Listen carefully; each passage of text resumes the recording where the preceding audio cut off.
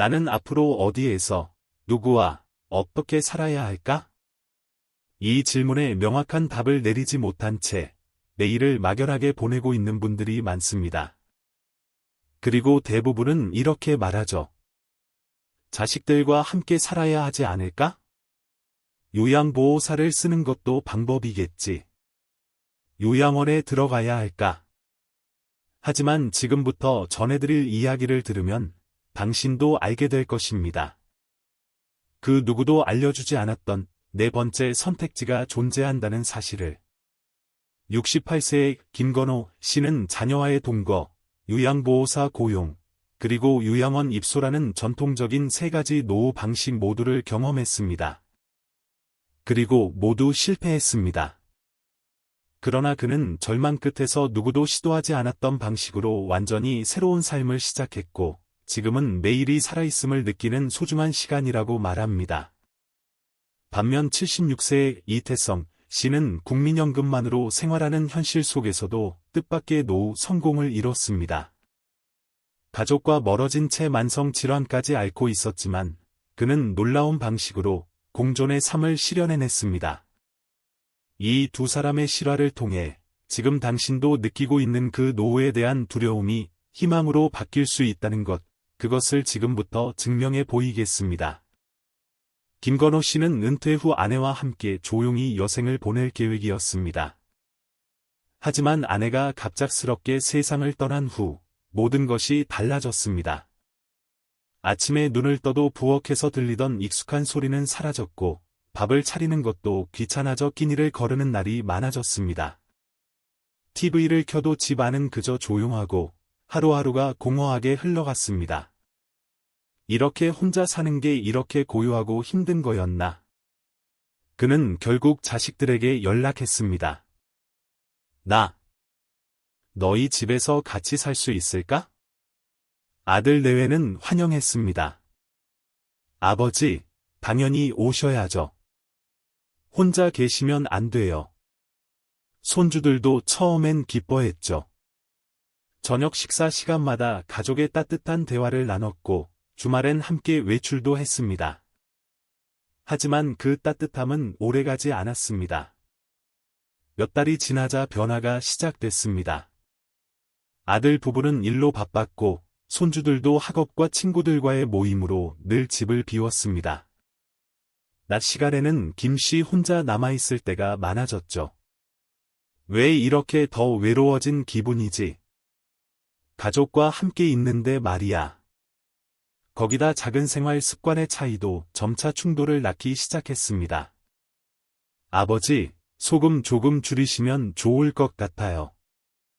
혈압 높으시잖아요. 아버지, 밤엔 TV 소리 좀 줄여주실 수 있을까요? 아이들이 자야 해서요. 가족이 선의로 말하는 것이라는 걸 알면서도 김 씨는 점점 위축되고 말았습니다. 내가 여기서 짐이 된 건 아닐까? 괜히 온 건가? 그는 그렇게 생각하며 방 안에 혼자 머무는 시간이 늘어났습니다. 몇 달 후, 그는 조용히 짐을 쌌습니다. 미안하지만 나는 다시 혼자 살아야겠다.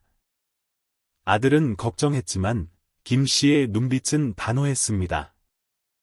혼자인 게 외로운 게 아니었어. 여기에 있는 게 더 외로웠어. 그렇게 다시 1인 생활로 돌아온 김 씨는 이번엔 정말 혼자 살아가는 방법을 고민하기 시작했습니다. 자식에게도, 시설에도, 누구에게도 의존하지 않고 나 혼자의 힘으로 살아갈 수는 없을까? 그는 스스로의 체력을 점검했고 생활의 불편함을 따져보았습니다. 식사는 만들 수 있지만 힘이 들고 손목에 힘이 없어 칼질 중 칼을 놓치기도 하며 무거운 세탁물도 버겁게 느껴졌습니다. 그래서 선택한 것이 부분 방문 요양 서비스였습니다. 주 2, 3회, 하루 4시간씩만 방문하는 요양보호사를 통해 생활을 보조받기로 한 것입니다. 첫 만남은 어색했습니다. 50대 후반의 여성 보호사였고 수년간의 경력을 가지고 있다고 했습니다. 처음엔 불편하실 수 있지만 편하게 말씀해 주세요. 그녀의 말에 김 씨는 어색한 웃음만 지을 수 있었습니다. 하지만 며칠이 지나자 조금씩 변화가 일어났습니다. 보호사는 간단한 청소를 도와주고 장을 대신 봐주고 식사 중엔 대화도 나눠주었습니다. 혼자 밥 먹는 것보다 훨씬 낫네. 생각보다 괜찮은데? 그러나 이 새로운 생활도 오랜 지속은 어려웠습니다. 가장 큰 문제는 비용이었습니다. 이 서비스에 드는 비용은 매달 90만 원에 가까웠고 김 씨의 국민연금 수령액인 72만 원을 넘는 수준이었습니다. 이걸 몇 년이나 더 부담할 수 있을까? 게다가 사소한 생활 습관의 차이도 스트레스가 되었습니다. 김 씨는 식사 후 바로 설거지를 해야 직성이 풀렸지만 보호사는 다른 집안일을 먼저 처리하는 스타일이었습니다. 반복되는 생활 습관의 충돌, 그리고 보호사의 잦은 교체로 인해 적응의 스트레스가 쌓였습니다. 결국 그는 다시 결단을 내립니다. 이건 내가 원하는 삶이 아니야. 다른 길을 찾아야 해. 다음 이야기는 김건호 씨가 요양원 생활에 도전하면서 맞닥뜨린 또 다른 시련과 마지막으로 그가 발견한 누구도 알려주지 않았던 놀라운 네 번째 선택에 대해 다룰 예정입니다. 김건호 씨는 세 번째 방법, 요양원 입소를 진지하게 고려하기 시작했습니다.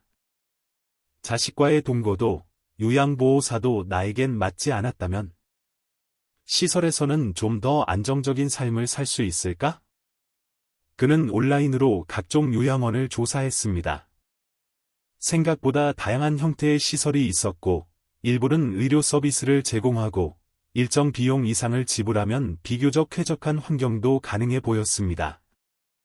내가 갑작스럽게 쓰러진다면 혼자 사는 것보다 시설이 더 안전하겠지.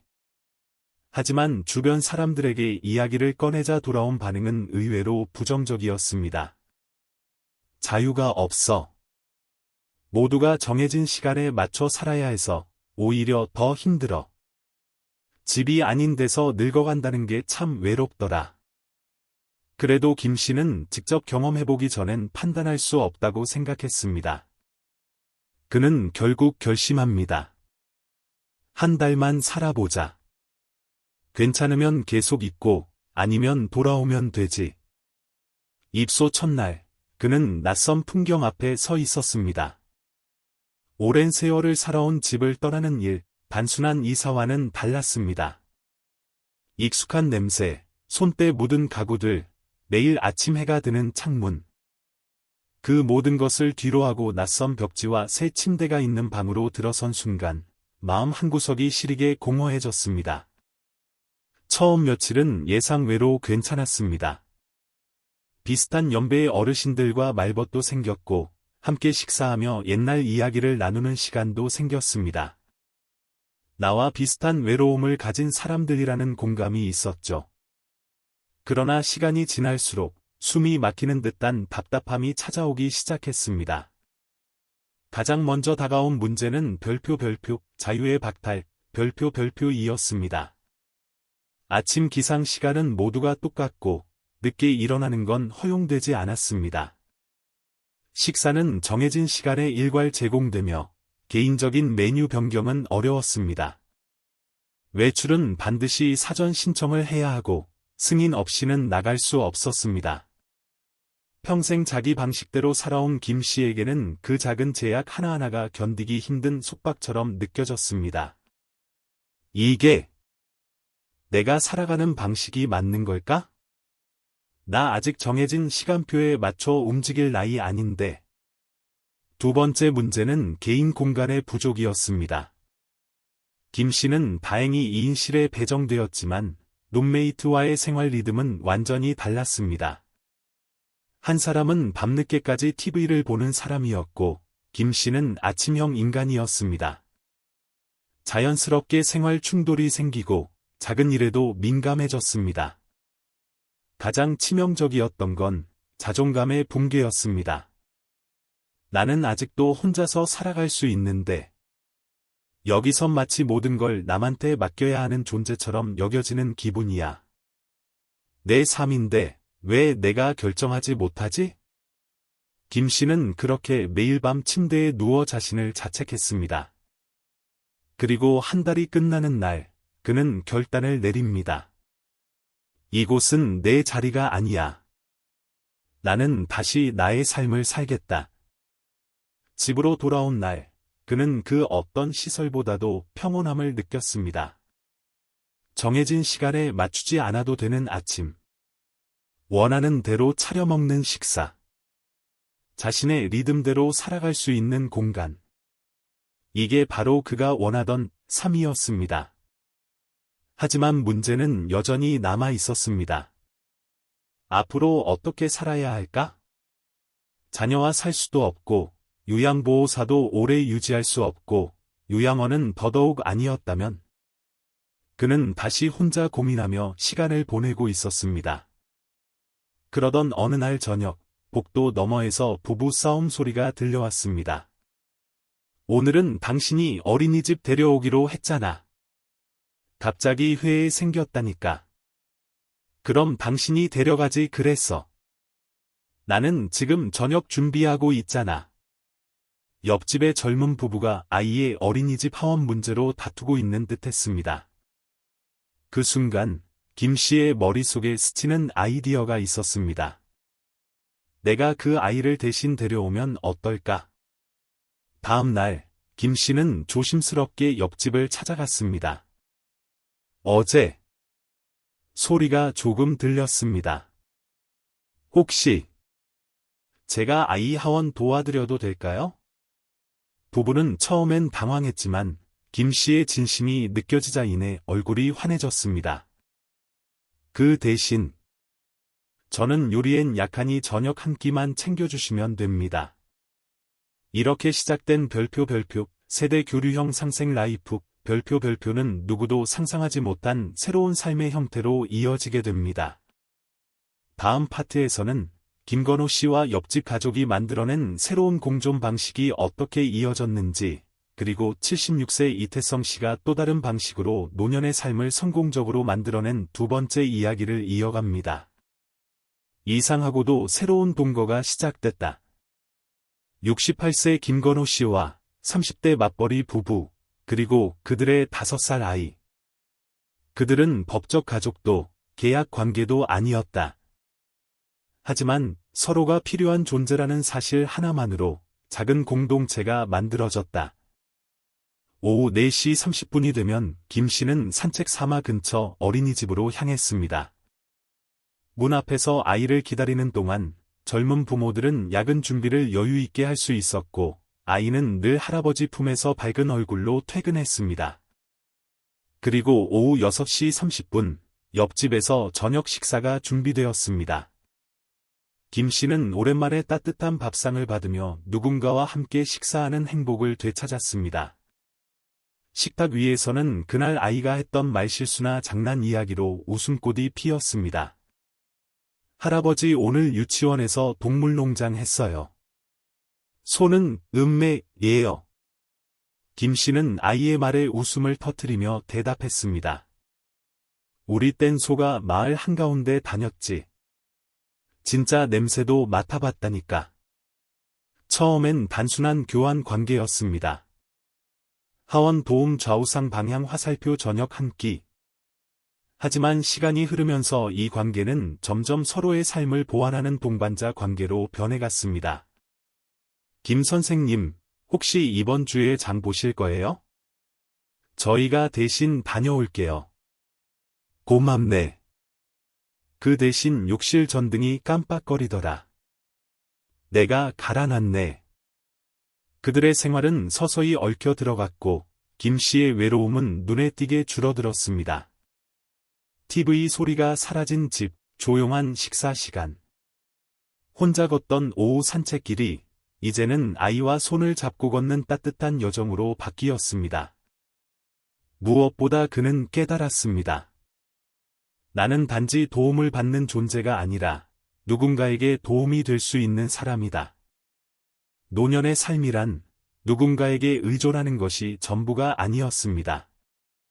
서로가 가진 경험과 필요를 나누며 공존의 방식을 만들어가는 삶, 그것이야말로 김 씨가 찾은 네 번째 길이었습니다. 그는 더 이상 외롭지 않았습니다. 더 이상 비용에 대한 부담도 없었습니다. 무엇보다 존엄을 잃지 않고 살아갈 수 있었습니다. 하지만 이야기는 여기서 끝이 아닙니다. 지금부터는 또 다른 노년의 방식, 완전히 다른 선택으로 삶을 개척한 76세 이태성 씨의 이야기를 전해드립니다.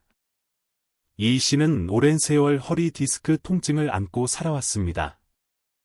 자식은 지방 근무 중이라 연락조차 드물었고, 손주는 대학생으로 바빠 명절 외에는 얼굴도 보기 힘들었습니다. 국민연금 외엔 별다른 수입도 없었고, 모아둔 저축도 거의 바닥이었습니다.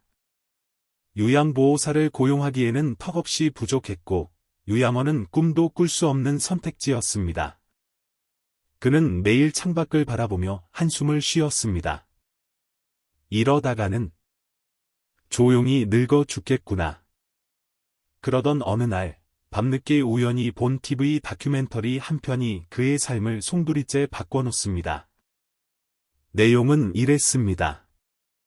비슷한 상황에 놓인 4명이 함께 모여 한 집에서 공동생활을 하며 생활비를 절감하고 서로를 돌보며 살아가는 이야기. 각자의 장점과 경험을 나누고 서로의 약점을 보완하며 살아가는 노인 셰어하우스였습니다. 이태성 씨는 자리를 박차고 일어났습니다. 이거다. 나도 이렇게 살 수 있어. 다음 날 아침, 그는 근처 PC방으로 가서 직접 게시글을 작성했습니다. 노년 공동생활을 희망하는 분 찾습니다. 생활비 절감, 상호 돌봄 가능하신 분만 연락 주세요. 처음엔 며칠간 아무런 응답이 없었습니다. 그가 포기하려던 순간 3명의 노인에게서 연락이 왔습니다. 그리고 그들과의 만남은 그의 삶의 마지막 장을 완전히 새롭게 열게 됩니다. 다음 파트에서는 이태성 씨와 3명의 노인이 함께 만든 셰어하우스의 일상과 도전, 그리고 놀라운 변화에 대해 구체적으로 이야기합니다. 이태성 씨는 그들과 여러 번 만나 대화를 나누고 결국 큰 결정을 내립니다. 함께 집을 구해서 살아보자. 처음 함께 하게 된 3명은 모두 저마다의 사연과 아픔을 가진 사람들이었습니다. 첫 번째, 정영수 씨, 75세. 퇴직한 영어 교사였으며 부인은 일찍 세상을 떠났고 자식들은 모두 해외에 있어 명절에도 혼자였습니다. 책이랑 대화하는 게 유일한 낙입니다. 그는 혼잣말처럼 말했습니다. 두 번째, 박신호 씨, 73세. 건강은 양호했지만 매달 나오는 국민연금으로는 서울의 월세조차 감당이 어려웠습니다. 밥은 혼자 먹으면 도저히 안 넘어가요. 그냥 사람 목소리가 그립습니다. 세 번째, 이인숙 씨, 70세. 30년 넘게 간호사로 일했고 혼자 살며 조용한 노후를 보내려 했지만 최근 무릎 수술 이후 생활에 큰 어려움을 느꼈습니다. 몸은 불편하지만 남 도울 수 있는 일은 아직 많아요. 4사람은 서울 외곽의 조용한 단독주택을 월세 250만 원에 얻어 각자 월 60만 원 정도씩 부담하며 무인 셰어하우스를 시작했습니다. 개인 방은 따로 쓰고 거실과 부엌은 공동 사용. 생활비는 공동기금으로 관리하고 식사는 돌아가며 맡았습니다. 처음엔 불편함이 많았습니다. 이 씨는 아침형 인간, 정 씨는 밤늦게 책을 읽는 야행성. 박 씨는 요리광이어서 주방을 점령했고, 이인숙 씨는 위생에 민감해 세심하게 청소 상태를 점검했습니다. 작은 말다툼도 있었습니다. 라디오 소리 좀 줄여주세요. 새벽 6시는 너무 이릅니다. 그릇 설거지는 꼭 그날 마무리하는 게 좋지 않을까요? 하지만 놀랍게도 이 불편함은 시간이 지날수록 협력으로 변해갔습니다. 정영수 씨는 영어를 잘해 외국 약 관련 정보나 건강 기사를 번역해 주었고, 박신호 씨는 매일 정성스럽게 국과 반찬을 만들며 식사에 즐거움을 더했습니다. 이인숙 씨는 간호사 시절의 노하우를 살려 이태성 씨의 허리 통증을 완화시키는 스트레칭과 마사지를 알려주었습니다. 이태성 씨는 기업에서 일한 경력을 살려 생활 예산표를 체계적으로 정리해 각자의 부담을 줄였습니다. 6개월이 흐르자 그들은 다음 목표를 세웁니다. 우리가 먹는 걸 우리가 키워보면 어떨까? 그들은 마당 한켠에 작은 텃밭을 만들었습니다. 상추, 깻잎, 토마토, 고추. 처음엔 미숙했지만 노력 끝에 제법 푸르른 밭이 되었습니다. 이야 이걸로 오늘 비빔밥 해먹으면 딱이겠는데요. 웃음이 늘고 식탁엔 정이 쌓였습니다. 게다가 수확한 채소 중 일부는 근처 시장에 내다 팔기도 했습니다. 작은 수익이 생겼고 마을 사람들과의 관계도 가까워졌습니다. 노인이 집에만 있는 존재라는 생각, 이제 그만둡시다. 이태성 씨는 그렇게 말하며 또 하나의 결단을 내립니다. 우리가 가진 걸 지역사회에도 나눠보자. 그들은 각자의 전문 분야를 살려 지역 노인복지센터에서 봉사활동을 시작했습니다. 정영수 씨는 영어 교실을 열고 박신호 씨는 요리 수업을 진행하며 이인숙 씨는 혈압관리와 스트레칭 강의를 맡았고 이태성 씨는 노후 재무 상담을 진행했습니다. 그리고 사람들은 물었습니다. 대체 어떻게 이런 삶이 가능한 거예요? 이 씨는 말했습니다. 처음엔 두려웠어요. 하지만 이제 말할 수 있습니다. 노후는 혼자 버티는 시간이 아니라 같이 살아가는 방법을 찾아가는 시간입니다. 그들의 이야기는 지역신문에 소개되었고 같은 방식의 셰어하우스가 두 곳 더 생겨났습니다. 그들은 더 이상 수동적인 노인이 아니었습니다. 그들은 스스로 삶을 디자인한 세대, 즉 진정한 노후 개척자가 되어 있었습니다. 다음 파트에서는 이태성 씨가 가족과 다시 만나면서 벌어지는 감동적인 재회와 김건호 씨와 함께 전하는 마지막 교훈에 진짜 나답게 사는 노후의 법칙에 대해 다룹니다. 봄비가 살며시 창가를 두드리던 어느 날 전화 한 통이 걸려왔습니다. 아빠. 나 이번 주에 한국 들어가요. 이태성 씨의 딸이었습니다. 해외에서 오랜 시간 근무하던 딸이 일시 귀국한다는 소식이었습니다. 그는 문득 거울 앞에 섰습니다. 나는 지금 어떤 모습일까? 예전보다 늙었지만 지금 더 당당한 얼굴이지 않을까? 며칠 뒤 딸이 그를 찾았습니다. 아빠. 혼자 사시느라 힘드셨죠? 집안일도, 병원도. 그러나 그녀는 곧 놀라운 광경을 보게 됩니다. 깨끗하게 정리된 집. 환하게 웃으며 함께 점심을 준비하는 4명의 어르신들. 채소가 가득한 텃밭. 그리고 무엇보다 건강한 얼굴의 아버지. 아빠. 전 혼자 고생하실 줄 알았는데 지금이 더 행복해 보이세요. 이태성 씨는 천천히 고개를 끄덕였습니다. 그래. 혼자는 힘들지.